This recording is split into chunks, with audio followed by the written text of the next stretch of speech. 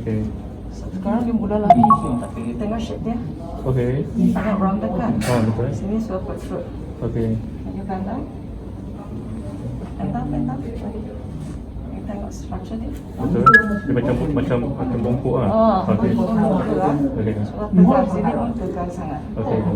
Oh, the main structure dia sengit macam ni. Okay. Okay? Okay.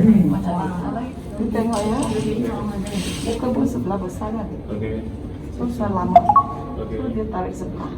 Oh. Dia tarik sebelah sini ya?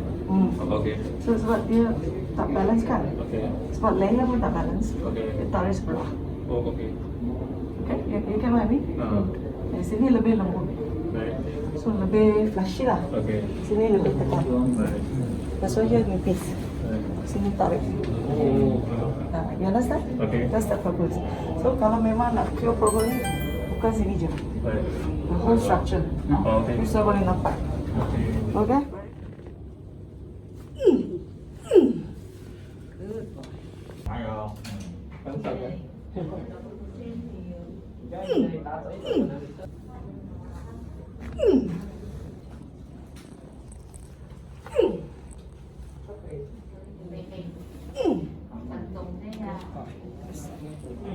Sini pun longgar kan? You boleh rasa kan? Sendiri boleh rasa. Everything is together.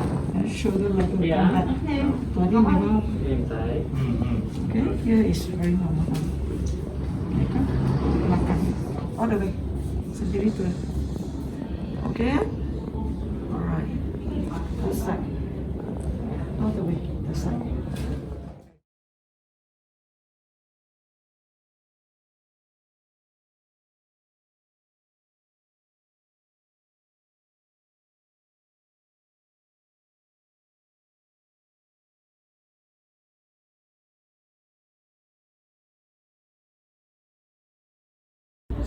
Sebelum datang rasa macam berat-berat badan, rasa macam sakit-sakit kat belakang ni. Bila dia dah urut tu, bunyi dia prap semua tu, dia rasa ringan balik lah. Rasa okey balik, rasa macam kuat balik. Terbaik.